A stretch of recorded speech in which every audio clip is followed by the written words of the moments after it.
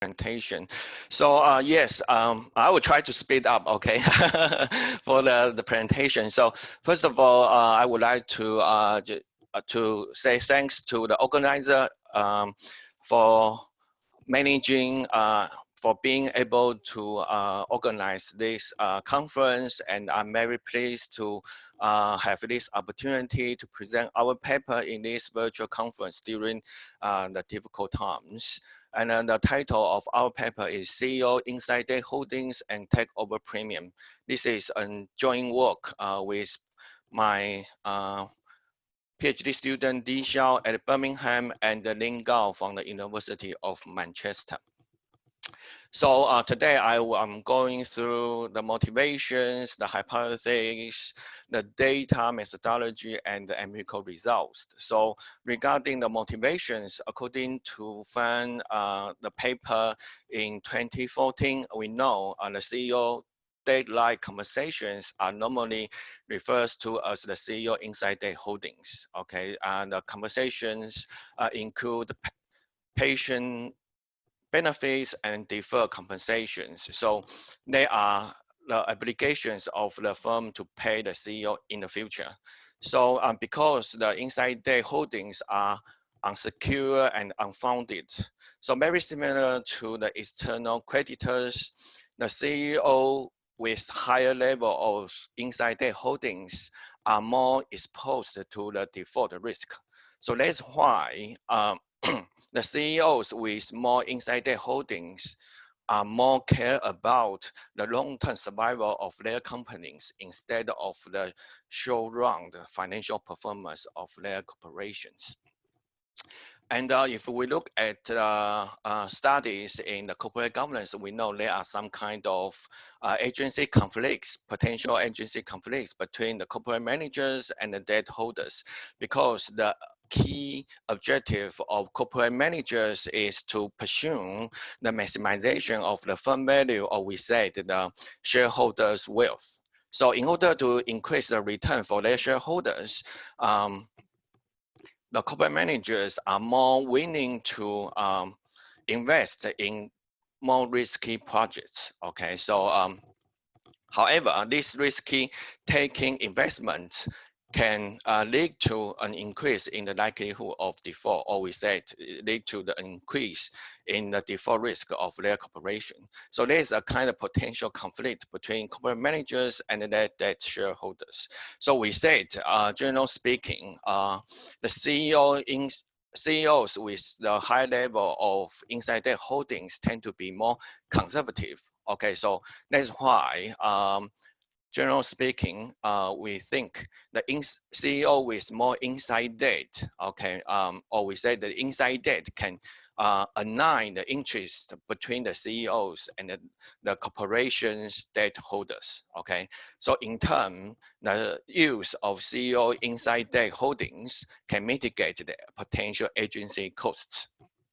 And if we look at the figures given by Wei and Yomack in 2011, they were about 84% of CEOs who held the debt-like conversations, okay, in the US companies. And on average, the value of CEO insider holdings was about $10 million, okay, at that time. So it has been heavily used in the US markets. And in this paper, we try to look at the impact of CEO insider holdings on takeover premium, because we think the takeover premium plays an essential role in the corporation's M&A activities. Especially we know M&A deals are a kind of economic projects and are contractual agreements between the bidders and the targets, okay? In particular, the size of the takeover premium can reflect the expected acquisition gains, especially for the bidders, okay? So this is the key question may be asked by the bidders' shareholders. So that's why we try to look at the impact of CEO insight data on takeover premium. And if we look at the prior studies, we can find some evidence to support the significant impact of CEO insight data. For example, the use of CEO insight data can significantly reduce the volatility of stock returns for corporations, and also can increase the diversification of level, and also the asset liquidity for the corporations. And then we also can find a positive relationship between CEO inside day holdings and the distance to default, which means the use of the CEO inside day can significantly reduce firms' default risk. Okay, and then finally, Leo et al. In 2014, they provide the evidence to show that the increase in a company's CEO inside day holdings can significantly increase the company's cash holding because the CEO will become more conservative, and in terms, they can significantly reduce the company's asset volatility. So because of this kind of previous evidence, so we try to make 3 potential contributions in our paper. The first one, this is the first study to look at the impact of CEO insider holdings on takeover premium. If we go back to look at the paper given by Data et al. In 2001, they try to look at the impact of so-called equity-based compensation on the takeover premium.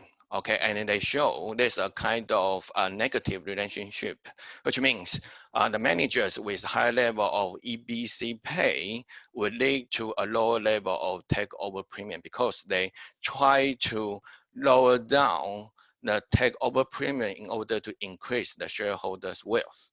Okay, and so here, in other words, because we know the use of EBC compensation are for aligning the interests between the CEOs and the shareholders. Here in our paper, we try to look at the alignment effect given by the CEO inside dates between the CEOs and the debt holders. Okay, so the second contribution we try to make in this paper is to look at the impact of the payment method on the relationship. So particularly if the companies try to pay a higher takeover premium, which means especially if they make the cash payment, then it will significantly reduce the cash flows or increase the leverage of the corporation.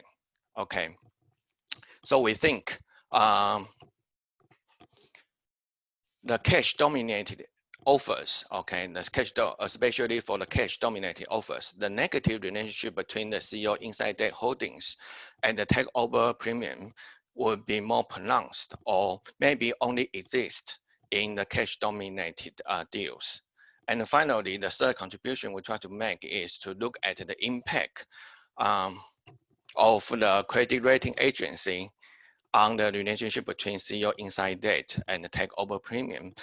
This is because previously the literature shows the company, the credit rating agency can significantly improve the information asymmetry for the corporations. Okay, so especially for the target companies. Okay, so it will be easier for the bidders to estimate the actual value, the actual market value of the bidders. So we think this kind of negative relationship between the CEO inside date and the takeover premium is more pronounced for the targets with credit rating. And then we can also find the same similar argument for the bidders with credit ratings that we will discuss. So here in this paper, we mainly have 4 hypotheses. Okay, first of all, generally speaking, as mentioned earlier, okay, the CEOs with more inside debt holdings tend to be more conservative and make more conservative corporate policies. For example, the CEOs with more inside debt holdings tend to be less likely to pursue M&A activities, or they are less willing to finance their M&A deals with cash payment, okay? And also, according to a paper published in 2015, okay, CEO with more insider holdings, they are more likely to pay dividends. So corporations would have less internal funds to invest in more risky projects, okay, which means then in terms they can reduce the firm risk.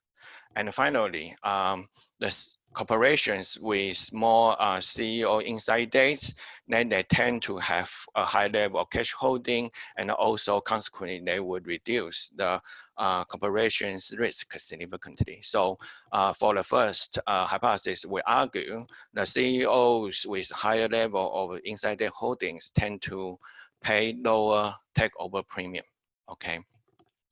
And this is particularly important for the corporations when they use the cash payment for their M&A deals, because the cash payment will significantly reduce their cash flows and also significantly increase the leverage of the corporations. Okay, so we think, we argue if the corporations, they try to pay a higher takeover premium, especially when they use cash payment, then they will significantly increase the default risk.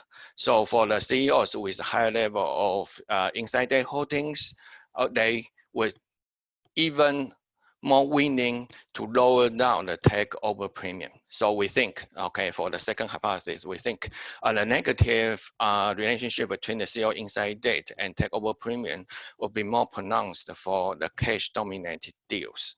And finally, we say the credit rating agency, okay, can especially the credit rating itself can reflect the company's ability to pay back their debt, and also about the likelihood of the company's default risk. Okay, so the use of credit rating agency can significantly mitigate the information asymmetry. So they would be able to make the corporations more transparent, okay, especially between the insiders and the outsiders. So they can monitor, okay, some previous studies indicate, provide the evidence to show the credit rating agency can significantly monitor the behavior of corporate managers, especially reduce, okay, or increase the quality of their financial reports.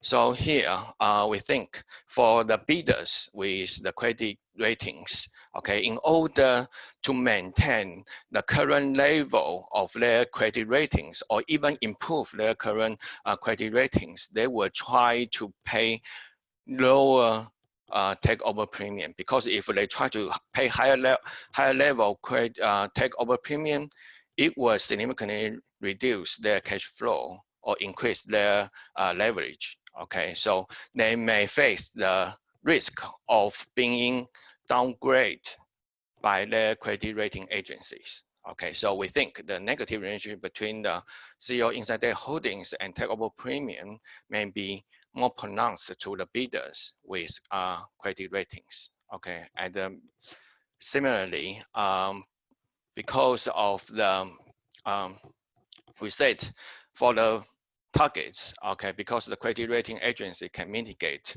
the information asymmetry, so it will be easier for the bidders to estimate the actual market value of the targets. So we think the negative relationship between CEO inside day holdings and takeover premium will be more pronounced for the targets with credit rating. In terms of the data we use in this study, okay, for the information about the deals, okay, we collected the data from the SDC database, and we consider deals between the 2007 and 2015. And regarding the financial and stock information, we collect the data from CompuStat and the CRSP. And finally, for the information about CEOs' compensation packages, we collect the data from executive comp. Very similar to other studies for the MA activities, okay, we consider the deals for both for which both bidders and targets are public companies in the US markets, and we only consider major type of acquisitions, and we only include the deals, okay, with a value of at least $1 million US, and more than 1% of the bidder's market value of equity. Okay. Jinmin, yep. Excuse me, just 1 or 2 minutes left. Okay, sorry. Okay, so here we use 4 measures, okay, for CEO inside date holdings. Okay, we use the CEO in relative CEO relative leverage ratio, which means we use the CEO debt to equity ratio scaled by the firm's debt to equity, and also the CEO relative incentive ratio. And we also consider another 2 leverage dummies, okay, 2 dummies. One is the relative leverage dummy, which is equal to 1 when the CEO relative leverage is more than 1. Okay, and also the incentive dummy. And we have the baseline model. Okay, so the key variable is inside day holding, and we also have a set of control variables. And here we can see the CEO leverage is about 0.208, so which means firms use more equity compensation than the inside date compensations. Okay, and then this is the main result. So we can see the significant and the negative coefficients on the 4 inside date holding measures. Okay, and also when we look at the samples, subsamples, the cash dominated and non-cash dominated, we only can find significant and negative coefficients for the cash dominated deals. And when we look at the bidders, okay, we only can find a significant result for the bidders with the credit ratings, and also for the targets with the credit ratings. Okay, so the results support our 4 hypotheses, and we also do some we also include some more control variables, and the results are consistent. And then we also do a set of robustness checks, such as more control variables or alternative measures of the CEO inside date or alternative measures of takeover premiums. And we also consider the simultaneous equations to deal with the endogeneity concerns, and also use the Heckman treatment effect model, okay, to address the selection bias, and also apply the 2SLS with the incremental variables to address the issue about omitted variables. So here you can see our results are all consistent, no matter what kind of alternative measures or alternative estimation methods we use. Conclusions, we can find negative relationship between takeover premiums and the CEO inside date, and we can find the significant result only for the cash dominated deals and for the bidders or the targets with credit rating. Thank you very much. I finished. Thank you very much. Now we move into the discussion. Sushil?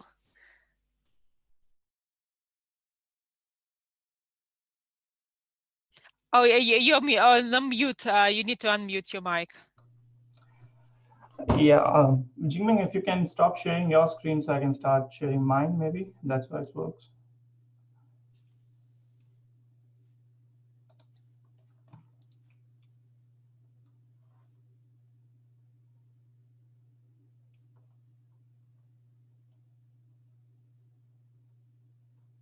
Jing?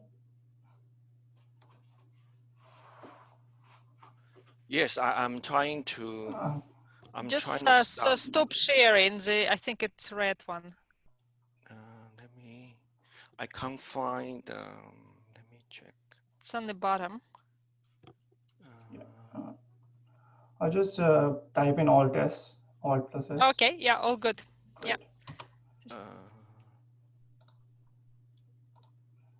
There you go. So I hope everyone can see my screen. Yes. Great. Thanks, Olga, and then good morning to everyone. So I'm going to be discussing this paper on CEO inside debt holdings and takeover premium. I'll quickly go through the main findings and then share some of the thoughts on the paper.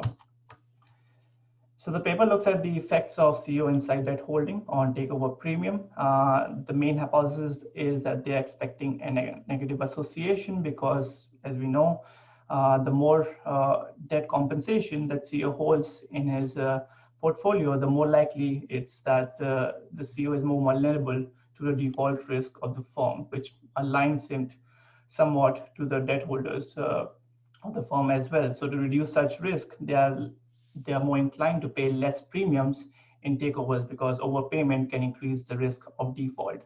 Consistent with this argument, the authors find the results which supports this hypothesis. They find a negative relationship, and they show that this relationship is significantly more pronounced. In fact, it only exists in those firms and in those deals which uses the method of payments as cash.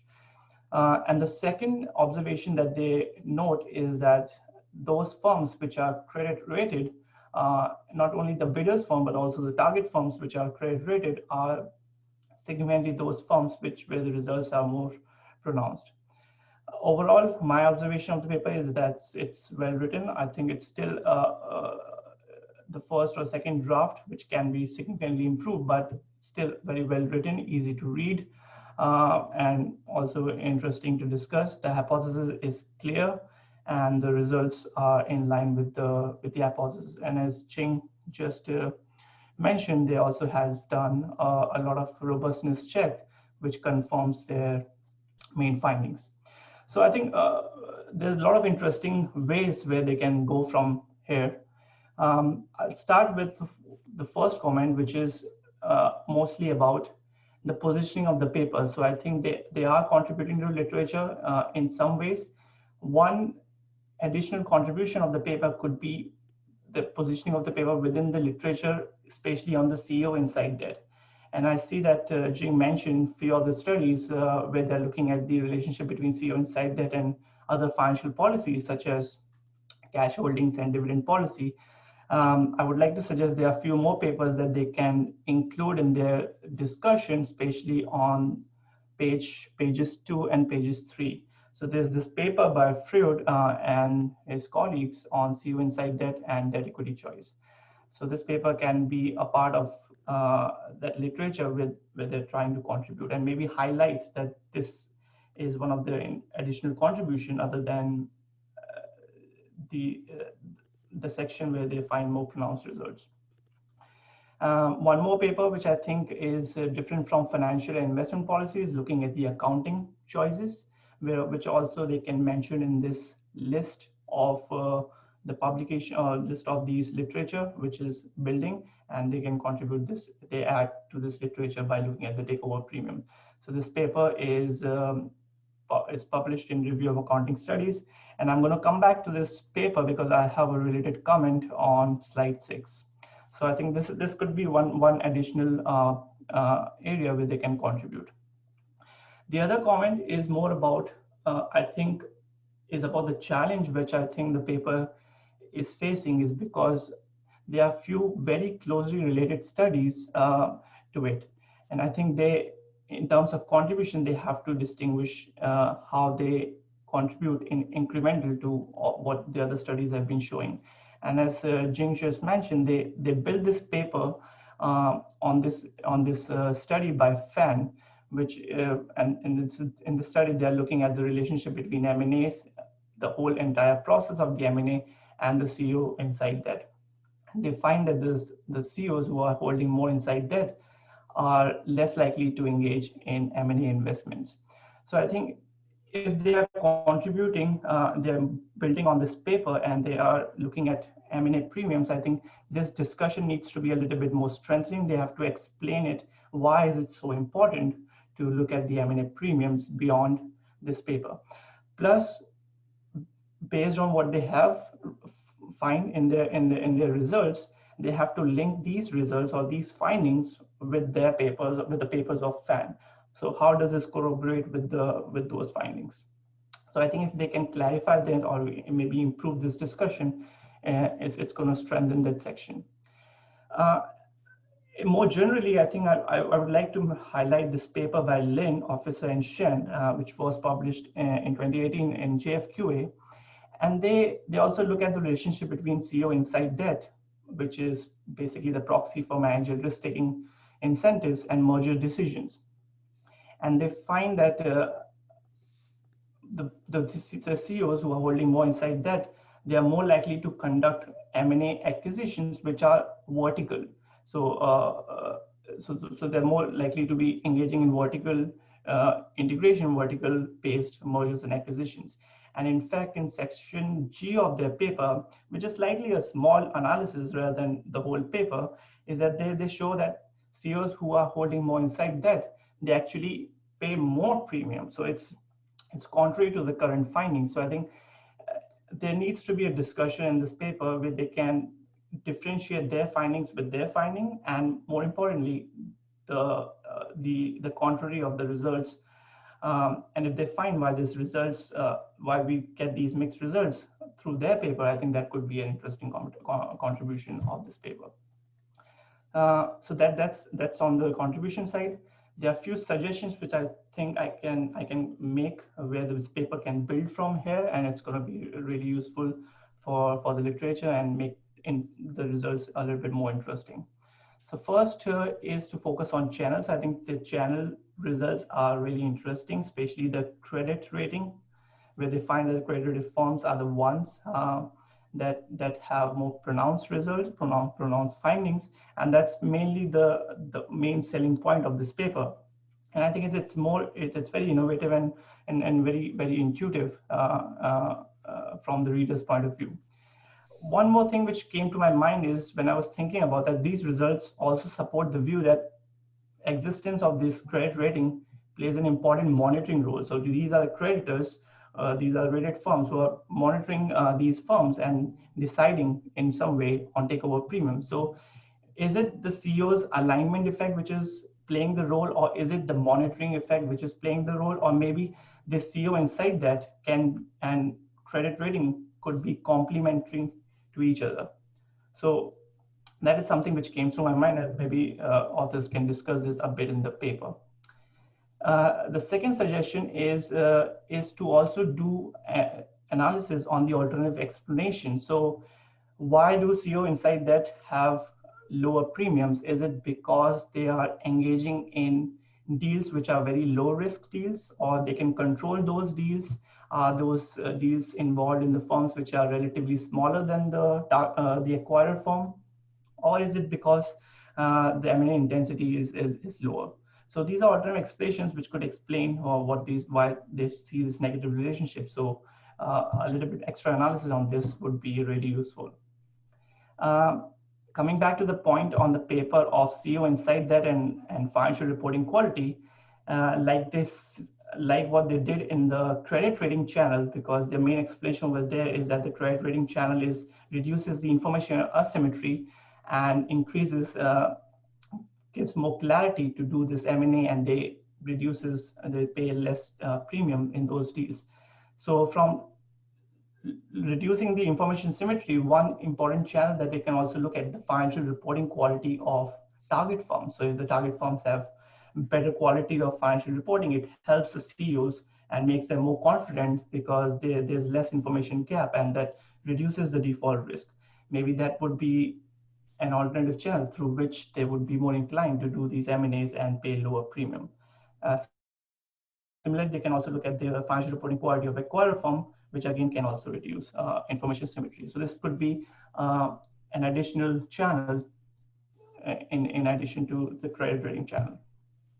I also see that the study is mainly about CEOs, but they are also ignoring an important role that CFOs are playing. And there's been a lot of practitioners surveys that suggest that CFOs are also involved in every stage of the M&A process, starting from the due diligence to negotiations, and especially when it comes to due diligence, which derives a lot of insights on how much premium needs to be paid, how much price needs to be paid in the M&A. So I think CFO's role is also important, and they can consider their role and maybe try whether CFO inside that can influence results in some way, or maybe at least control for it. They can do something similar to what Chi and Atiala are doing. They look at CEO inside debt and corporate tax sheltering, but in their additional analysis, they also compare the relative effect of these two. Because if I'm the CEO of a company and I'm thinking, okay, I need to make sure that there's less information symmetry, I'm paying less premium, it's so most certainly that I'll go to my CFO and try to make sure that there's no, we are acquiring a financially attractive target, and we are not paying too much than what we should be paying, and we should achieve the synergies. So I think CFOs can play an important role, and if you control for that, that could be interesting findings. I think last couple of results. I'm sorry, we just running out of time. It's very detailed discussion. Yeah, but I think it's just the last point. So okay, thank you. It's, maybe the last slide. Yeah. So I think the last 2 points are really quick, so I don't have to discuss it in detail.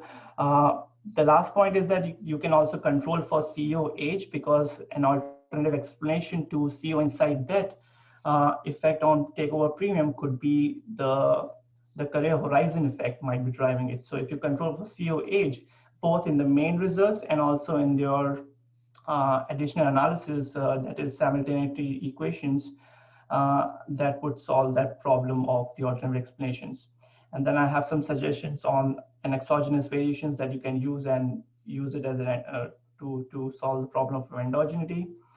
In addition to simultaneous equations, I think you can do also very easily, you can use the instrumental variable approach, which is a little bit more direct approach, given that you already have the instruments which you can use. That is the tax related variables that you have in the simultaneity equations. And you can follow something, this paper by Anantharam uses the same sort of setting. So overall, it's a very good paper. I enjoyed reading it, and it's a clear hypothesis, well written. The contributions can be improved, and I think if you also conduct some additional analysis, that would help to rule out the alternative explanations and also help readers to interpret your findings more. That's it. Thank you. All right, thank you very much. And we really need to move to the last paper. Yeah. We have, and Sushil will present. Yeah, so how much time do we have? It's the whole 20 minutes. Well, we expected to finish 5 minutes too, and we need to leave time for the discussant. Okay, so so that gives a lot of burden on me to speed up the process. Okay, so I'll make it quick. Okay, so thank you. This is the paper that this is co-authored with Chris Florakis, who is my colleague at University of Liverpool. And we are trying to attempt to answer this question of whether CFOs can resist the pressure from CEOs to manage earnings. Now, why is this question important? It's important because when we think about CFOs, they play a very important role in ensuring the integrity of the financial reporting process.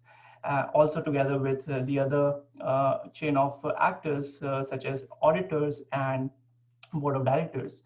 But what we have seen is that CFOs are actually found to be manipulating the earnings. And in fact, this magnitude of the manipulation is almost 10 cents on the dollar. So 10% of the entire earnings per share reported is being manipulated. Now the question comes to our mind, why do they manage earnings? Well, one obvious answer is there are rewards for manipulations. We know when the earnings reports are being released, it has a positive impact on the stock price. And most of these stock prices are also linked with the executive compensation. So they have these financial incentives to boost earnings, to boost their own financial incentives. However, so this could be an explanation why CFOs do get involved in earnings management. However, what literature has found is that one of the fundamental drivers of earnings management has been drivers of CFOs engaging in earnings management is not the incentives, but the pressure from powerful CEOs. And in this respect, this paper by Feng et al. Is one of the key ones. What they show is that CFOs are involved in accounting manipulations, not because they have the incentives, but because they have a pressure from their boss, who is a little bit more powerful and also who has a little bit more extra incentive because their compensation is significantly higher than the compensation of the CFO, and CFOs are just the subordinates. So because of this pressure, they engage in earnings management. And it's not only the academic evidence that is showing this pressure argument for CFOs being involved in earnings management. It's also, there are so many anecdotal evidence being reported where CFOs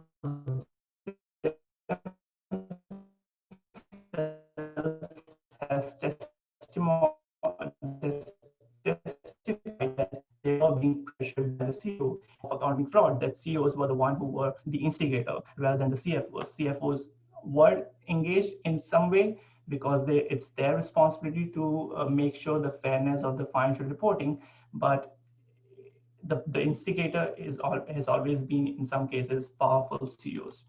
So what do we do in this paper? So we are trying to contribute to this wider why CFOs are being involved in earnings management. We verify that in our sample there is some sort of internal pressures to cook the books. And we start with this paper with an argument that, okay, while there is a pressure on CFOs from the CEOs to manipulate earning, but not all CFOs are the same. There would be some CFOs who would say, no, we don't want to engage in earnings management, and they will resist this pressure. So we wanted to find out what are the conditions or factors that increases their resistance, increases their ability to say no to earnings management, or reduces the incentives to engage in earnings management. What our main finding was that when we see these resistant CFOs present in the firm, those firms are less likely to engage in earnings management. And we show that there is both direct and indirect effects of resistant CFOs on earnings management. Now, most of you would be having a question: how do we capture CFO resistance, and how does this relationship works? So let me clarify the meaning of resistance first. So resistance in management literature is defined as a reactive process. So it's a reaction where managers, such as CFOs, are embedded in the power relation who actively oppose actions taken by other managers, such as CEOs. So thinking about this definition in our context, it basically is trying to help us conceptualize that if both the managers, both the agents, CEOs and CFOs, are powerful, and if there is a power balance between them, there is a likelihood that one or the other will oppose the actions of the other. And this action would be the resistance that we are trying to capture. Why does it matter? It matters because this helps the executives and directors to learn ways to resist these undue pressures around the board, especially if the board is being run by a very dominating CEO. In fact, there has been a theoretical evidence in the paper by Friedman, which was published in JAE, in which they show that there are certain conditions where even powerful CEOs cannot force CFOs to manage earnings. So if there are these conditions, what could they be? So that brings us to how do we construct CFO resistance, and what is our main hypothesis. So to look at the conditions or factors that can provide them the ability to resist, we look at the power dimensions. So power dimensions and incentive dimensions of the CFO. So these are basically divided into 5 categories. The first one is formal position. So if you have a formal power, it reduces the power gap between you and the CEO. For example, if you're sitting on the board, and that makes you a little bit more influential and gives you more ability to resist. The second is expertise. If you're more skilled, you have spent more time in the firm, you have gathered more knowledge. That also gives you a little bit more influence compared to your CEO, who is maybe less knowledgeable, especially if it comes to firms specific knowledge and CFO specific knowledge when it comes to earnings manipulation. The third is social capital. We see that the social network is a very strong driver of someone's strength in order to convince or be influential. So in conditions which are, in such situations which are a little bit more stress, they can use the social network and social capital to get as a support to resist such pressures.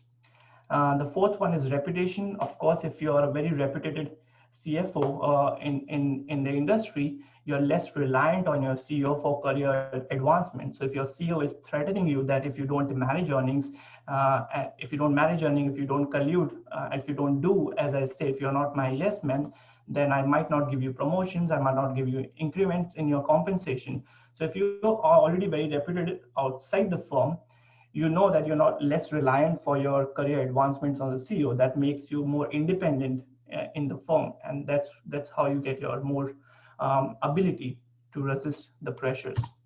The last was is of course career concerns. If you are young and if you have a long career, you're not going to make these short-term decisions or manipulations, which is beneficial in short run, but in long term, it's going to be having a devastating effect on your career if you've been found to be engaged in earnings management.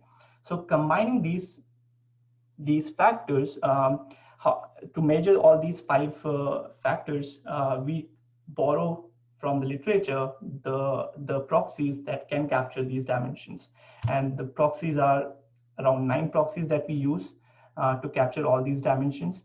And combined with these proxies and these dimensions together, we think if CFO has all of them, if CFO has some of them, depending on the variation, that can increase their ability to resist. Now, looking at the resistance, it has to be a conflict between the two, right? So we are saying if the CEO is powerful, they can pressure, but if a CFO is also powerful, they can resist. So we try to compare relatively whether these factors are, how these factors are as compared to the CEOs. So we compare the same factors and then we look at the relativeness of the measures. So if the CEO has all these factors, they have more ability to pressure. If CFO also has it, they can also resist. So the level of resistance will depend on the relativeness of these variables. And what we will get is the CFO resistance. So CFO resistance becomes our main variable of interest that we use, and we argue that the higher the resistance compared to low resistance, so the CFOs who have who have much higher values on this resistance are less likely to engage in earnings management versus those who are low in resistance. They are more likely to be susceptible to the pressure of CEOs and therefore will be engaging in earnings management. So that was the basic hypothesis and framework. So this is what we get. We get these 9 proxies, and we construct these 9 proxies relative to the CEOs, and putting all these individual proxies into equation will not achieve the role, because we are trying to look at as a combination. So the higher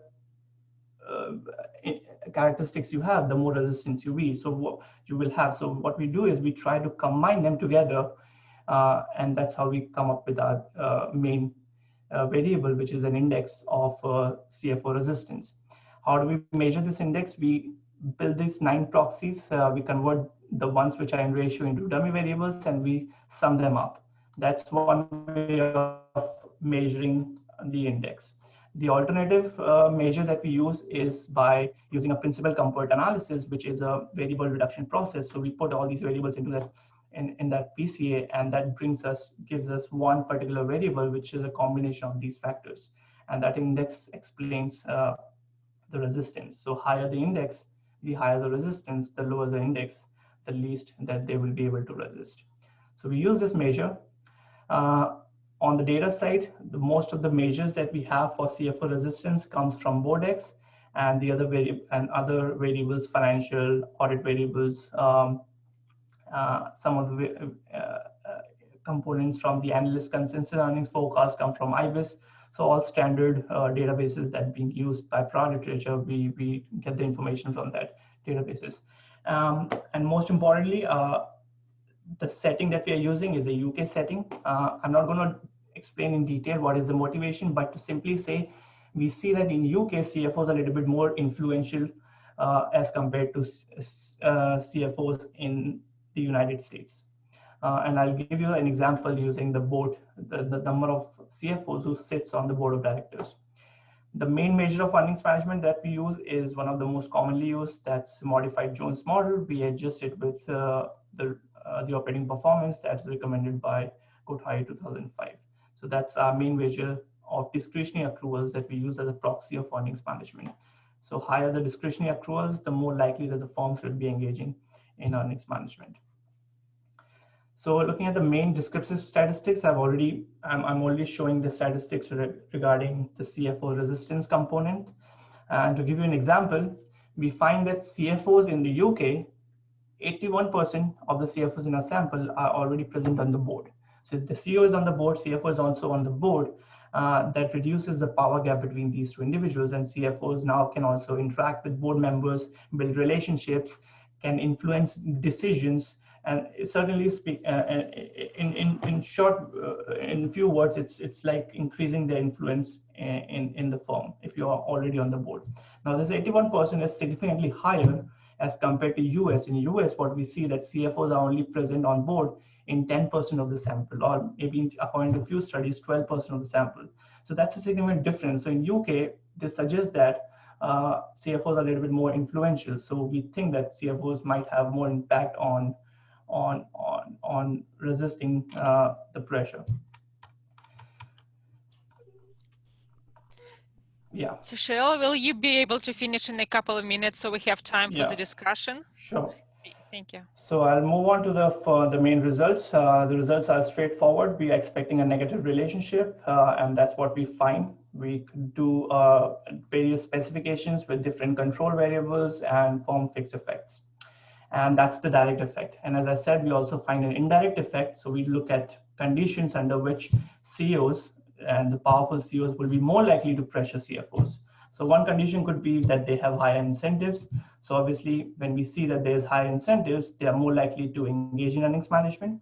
But if there's a resistant CFO who is present in the firm, that moderates that relationship. And we try with a couple of different proxies. So that's an indirect moderating effect role of CFO resistance. And the last what we do is we also look at several channels. One important channel is the audit quality. So if they can improve the audit quality, they can reduce the earnings management through that channel. And we find that CFO resistance has positive impact on improving the audit quality of the firm from different perspectives, internal and external. On internal side, we look at the committee independence, audit financial expertise. On external side, we look at whether they hire Big Four accounting firms.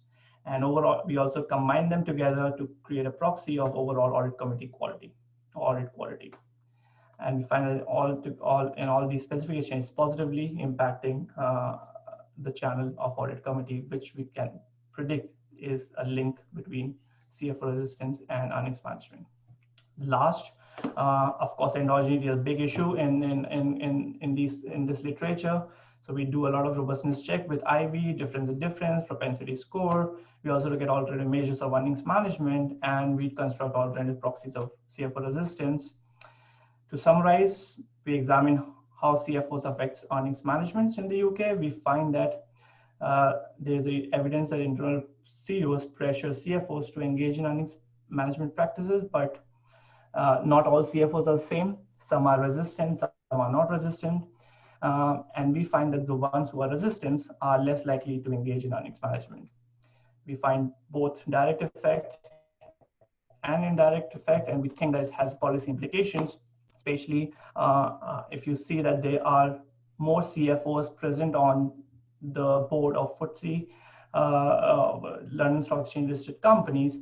The policymakers should change the policy in a way to improvise the independence of the CFO, maybe put more CFOs on the board in some way, so that if we find that there are more pressure sensitive CFOs, that could be a very important red flag that might lead to all these corporate scandals that we see in terms of accounting. And that's it from me. Thank you. Thank you very much. Very good. So we have discussion of this paper. Anna? Yes, certainly. Yep. Can you please stop sharing? Sure. Yeah. Sushil? Yeah. Okay.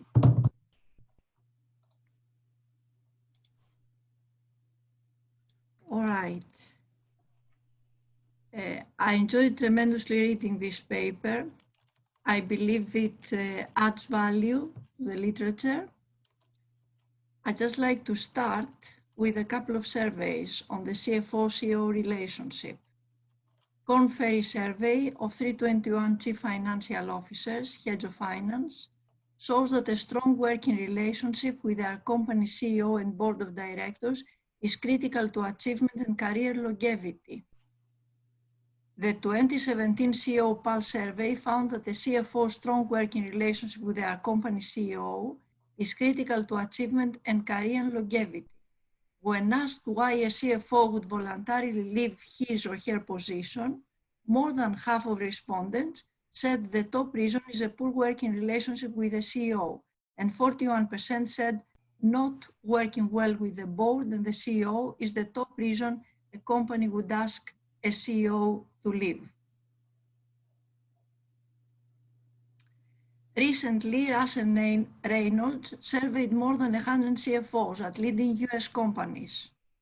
The survey found there were strategic benefits to a strong CFO-CEO relationship. 82% of CFOs surveyed gave their CEO high marks for overall effectiveness. A majority of them said they trusted their CEOs. Less than half gave CEOs a high score when it came to their ability to coach and develop the CFO. So what this survey show and touch upon is only the service, as the paper you just presented, Sushil, showed. As we know, the CFO-CEO relationship is never smooth, but is determined by various influences, at the center of which is the long-run company interest, is that the long-run company interest is not aligned with the interest of the CEO. As a result, the CFO comes under pressure to serve the interest of the CEO against those of other stakeholders. Now, general comments. I believe this paper delves into the CFO-CEO relationship in an innovative manner and adds value to the literature, serving the interest of stakeholders and contributing to our better understanding of a complicated and challenging relationship. The paper offers a detailed account of the literature that backs the CFO-CEO conflict, I would say, and relationship. It was a pleasure to go through the empirical work and the analysis, very well structured with carefully chosen instruments and implementation of GMM, and it did many robustness checks. Specific comments. The authors develop a measure of CFO resistance that captures the ability of the CFO to resist undue pressure from the CEO to manage earnings. They use 9 criteria, all of them backed up by relevant literature and reflecting the power of the CFO relative to the CEO to whom he reports. I have 2 suggestions referring to the enhancement of the CFO resistance measure. First, the free float of shares of the sample companies. The smaller the free float of shares, the more concentrated ownership and the lower the resistance of the CFO to CEO demands.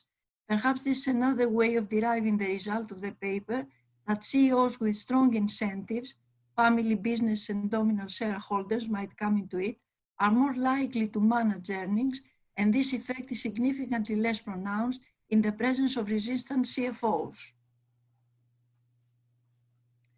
Second point, the independence of the audit committee could be perhaps a criterion in deriving the CFO resistance measure. Also, as the analysis stands, without putting it as a criteria for the resistance measure, I would like to see an interaction term, CFO resistance times audit committee independence, and its effect on earnings management. The authors find that firms with resistant CFOs are less likely to engage in earnings management than firms with non-resistant CFOs, ceteris paribus.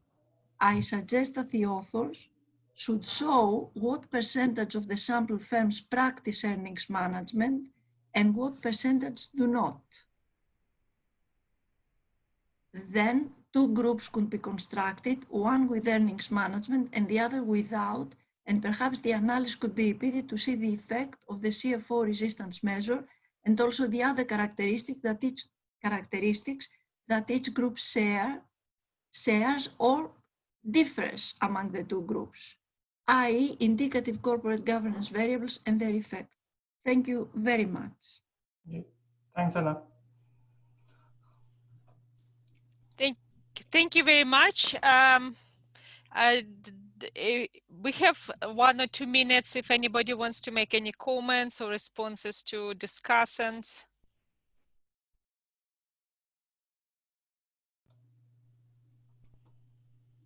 Any questions to presenters? May I say something? Yeah. Something which I think I missed, and I was just thinking about this point, and maybe I didn't put in my discussion. So it's for Jing, about the Thank paper you. on CEO debt and takeover premium. I think when you're looking at the target's credit rating firms, and you see that CEO inside debt effect on takeover premiums is more pronounced when the target is also having a higher credit rating. Could it be the case that when targets have credit rating, which is obviously deemed as less risky, that increases their negotiation power to argue that they should be getting a little bit higher premium, because then the possibility of creating synergies is higher, and because they are low risk firm, they would demand more premium. So in that case, there would be an alternative argument that in this case, your debt holding should have a positive effect on takeover premium rather than a negative effect.